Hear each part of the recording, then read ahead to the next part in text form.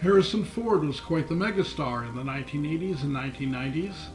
Han Solo, Indiana Jones, Jack Ryan, Dr. Richard Kimball in The Fugitive, and Rick Deckard in Blade Runner are among his most well-known roles. But did you know which film among his own was the one that Mr. Ford considers his favorite? The answer would probably surprise many, as it is not considered among his best. That film is The Mosquito Coast of 1986. I can think of a number of reasons why moviegoers ignored or outright didn't like this one. There's not a lot of action. It has a dark tone, especially at the ending. And perhaps most of all, Harrison Ford does not play a hero. He in fact plays a not terribly likable, if not downright annoying character. Personally, I believe that this Peter Weir film is a masterpiece that even surpasses his earlier film with Harrison Ford, that being Witness. The Mosquito Coast is a complex story. It's really one of those films that should be seen more than once. As you might guess from the title of this analysis, I'm going to explore the parallels between the Mosquito Coast and the exploration and colonization of North America by the Old World Europeans. So let's look back to the Old World. There were well-defined classes of people in those days. There was basically nobility, merchants, and peasants. And whatever you were born into was your lot for the rest of your life. For the peasants especially, life was hard, and such a life inspired some to dream of a better one. Some thought beyond their boundaries and dreamt of a utopia. When a whole new continent was discovered in the late 15th century, these dreams became real possibilities to those who would dare think of a better life in a new world that wasn't limited by the thinking of the old one. Now, in modern 1980s America, we have Allie Fox. Allie Fox is a very dissatisfied American. He looks around and sees an America that no longer lives up to its utopian ideals.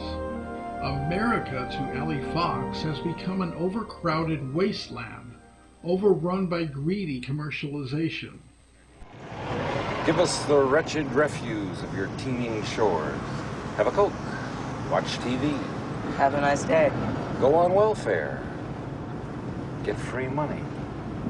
Turn to crime. Crime pays in this country. Why do they put up with it? Why do they keep coming? Look around you, Charlie. This place is a toilet.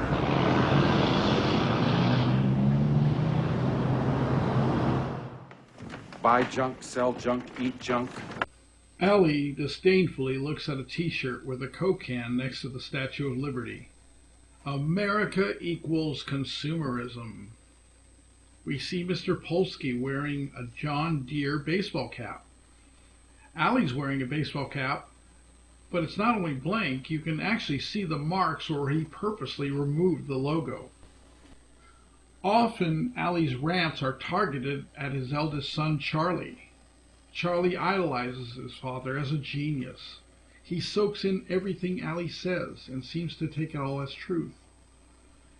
Allie has an utter disdain for his fellow Americans, whom he sees as small-minded and part of the problem, as they all seem to accept the world as it was presented to them. Examples are where the hardware store clerk sees no issues that his products are foreign-made, and Mr. Polsky can't accept Allie's idea of a large-scale version of his invention to solve his refrigeration needs. Talk about nuclear destruction as if it were a game show topic.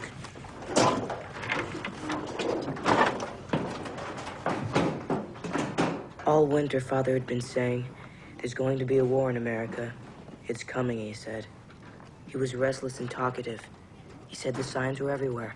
In the high prices, the bad tempers, the gut worry, in the stupidity and greed of people. Allie observes the growing stratification in America. America has become the old world. All the ideals of what America was supposed to be are lost. Mr. Polsky's employees are black and live in very poor conditions. To Allie, they are modern-day slaves.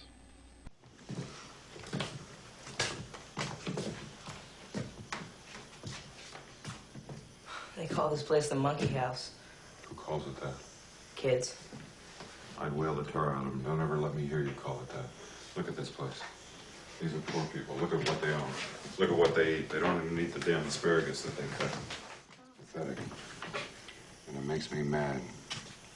Because they're going to end up being part of the problem. There were brave people who risked persecution, the dangers of the sea, and the subsequent struggle to survive in an untamed land to realize their dreams. And so the first European settlements were founded basically on ideals of freedom and a chance to begin anew, without the constraints of European society had put upon them. They braved the elements of nature. They had to deal with the native people of the land. They had to work hard to build their new communities of utopia. This is how Ali sees himself. He believes he is a modern-day Leif Erikson or Columbus, to create his own new world in an untamed land. He's ready to leave America for the jungle. This risky endeavor will be experienced by his family as well, as he will take them all with him, while Charlie is completely willing because he trusts his father. Jerry, Ali's second son, isn't so thrilled about abandoning everything. Note how Ali's wife, Mother as she is called, along with the two twin daughters, seem to have no say in any of this. This is a patriarchy, where the women in the family don't participate in important decisions. Ali writes Mr. Polsky a Declaration of Independence that reads, "Hey Doc, ever heard of the Mosquito Coast? I hope not, because that's the reason we're going there. See, I'm not only quitting the job, but also this sad ruin of a country. Good luck, Doc. You'll need it. Yours, Ali Fox." The Foxes leave their home in a U-Drive truck, maintaining the theme of independence. The Foxes take an ocean voyage to their destination. Note the Viking logo.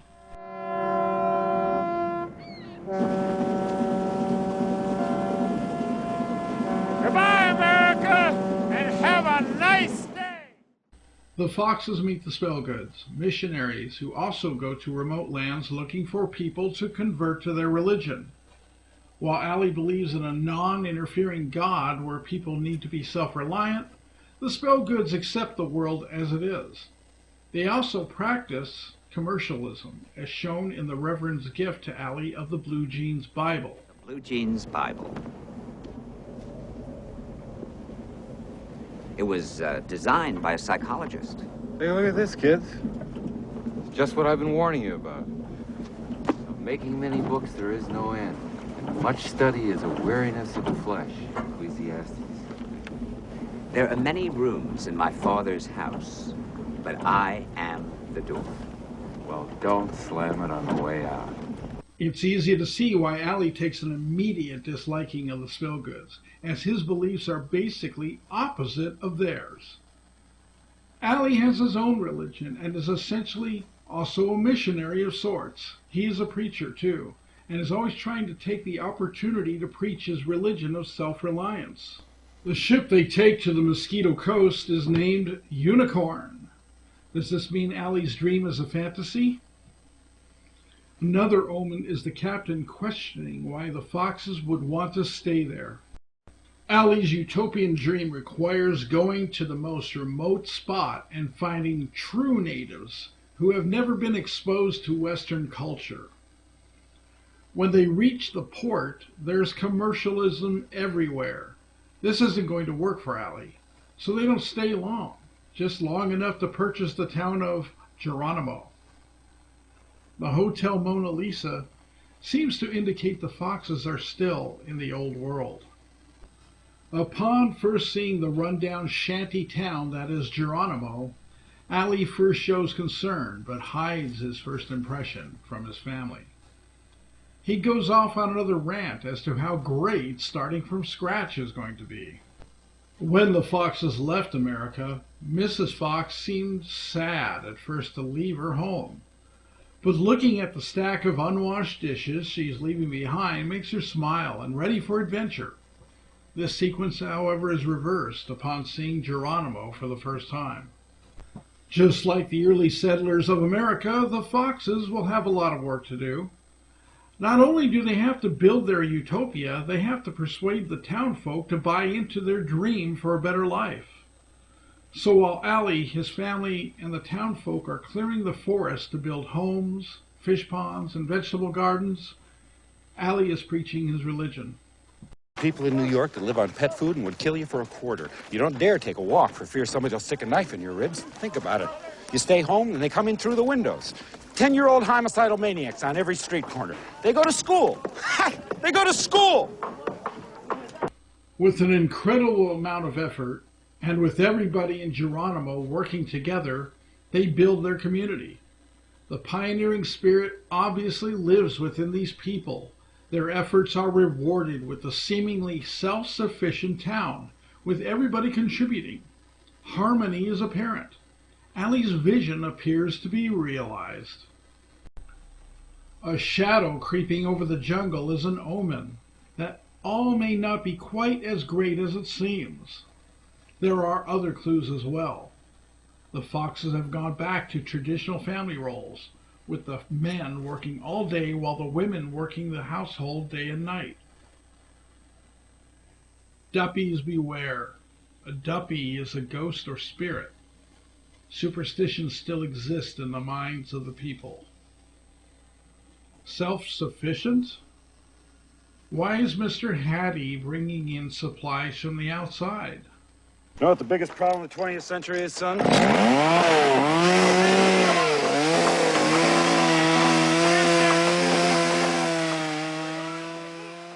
Speaking of supplies from the outside, where did Allie get the chainsaw?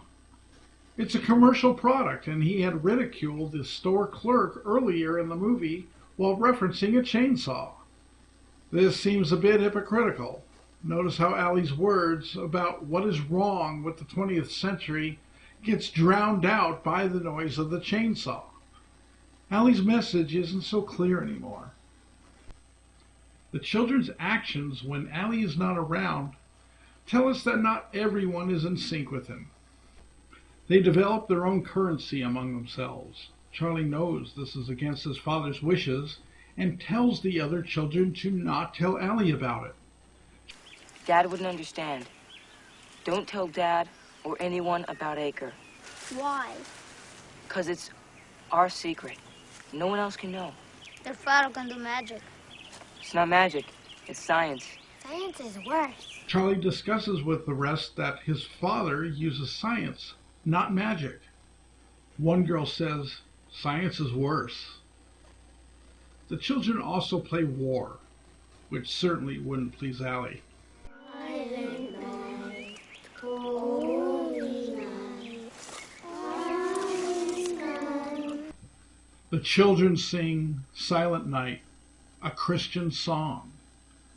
Presumably with Allie's religion, there is no Christmas. And finally, Reverend Spellgood pays a visit and chastises the people for no longer following him, holding a staff and demanding, "Let my people go."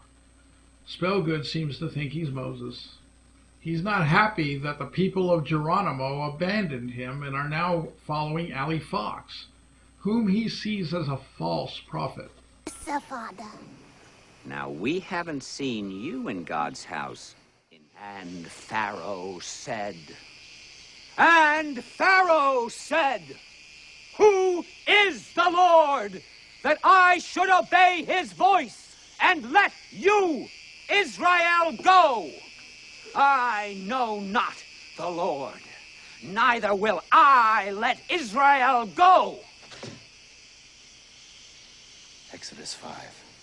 Now get off my land.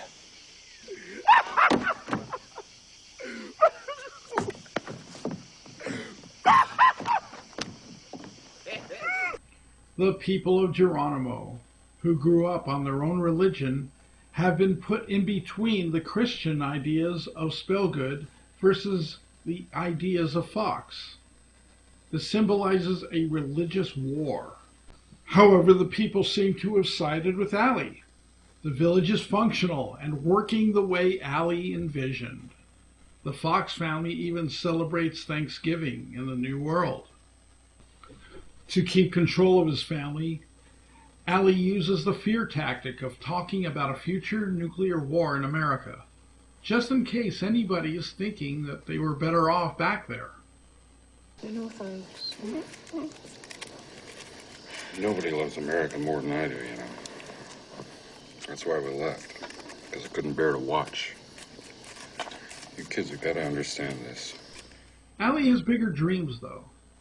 He leaves and then comes back with metal tanks, which they collectively hoist up a slope towards Allie's newest creation. It's a large version of Fat Boy, the ice maker Allie had shown in small form to Mr. Polsky earlier. There are two interesting things I want to point out regarding the ice machine. One is that clearly the name Fat Boy references the two atom bombs named Fat Man and Little Boy, dropped on Japan to end the Second World War. Secondly, let's take a look at the small version of Fat Boy. With a little imagination, one can see two eyes, a nose, and a mouth. The upside-down funnel at the top makes Fat Boy look something like the Tin Man from The Wizard of Oz. Notice how Allie describes it. It's like a human's insides. Entrails and vitals. See, that's his digestive system, circulatory system, respiration, lungs, fatty tissue, kidneys, the ammonia. That's his plasma. Father told everyone he was making a monster. I'm Dr. Frankenstein, he used to say. He called one set of pipes its lungs, and another its poop shaft, and two tanks a pair of kidneys. He always spoke of the plant as he. He needs a gizzard today. Or this will fit straight onto his liver. Or how's this for his gullet? Never once does he refer to its heart. Apparently, like the Tin Man, it has no heart.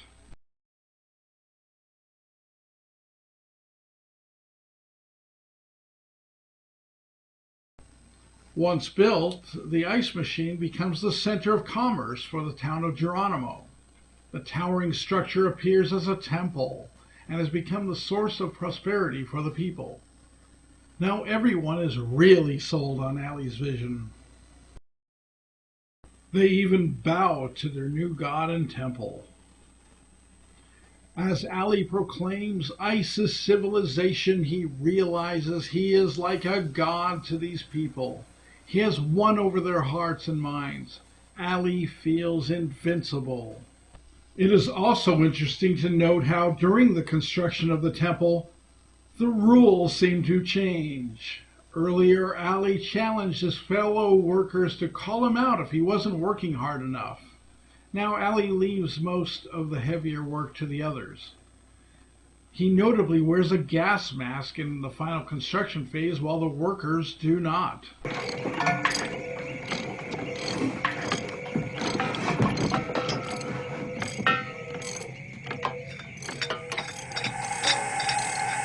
With Allie feeling so good about himself, he is ready for another challenge.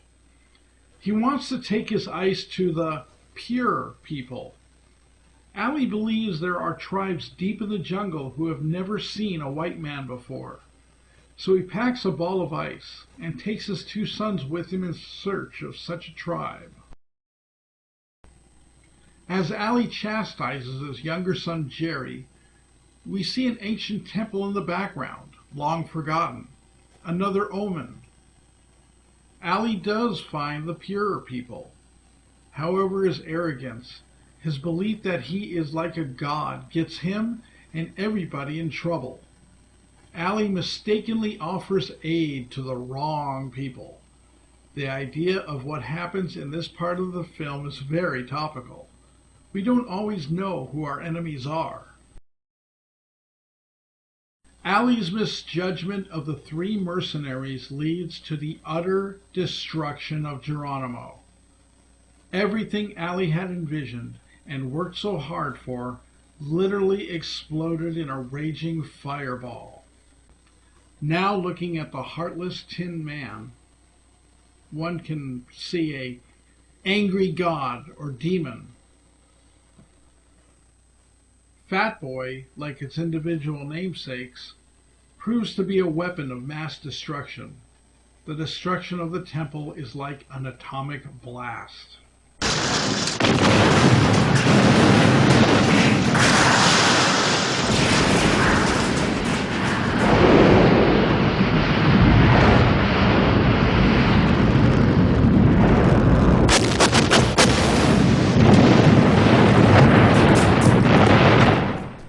The lesson of this film shows us that utopia can't be reached. Ultimately, the sins of the old world become that of the new. Despite the best of intentions, human beings just can't get beyond basic primitive fears and prejudices.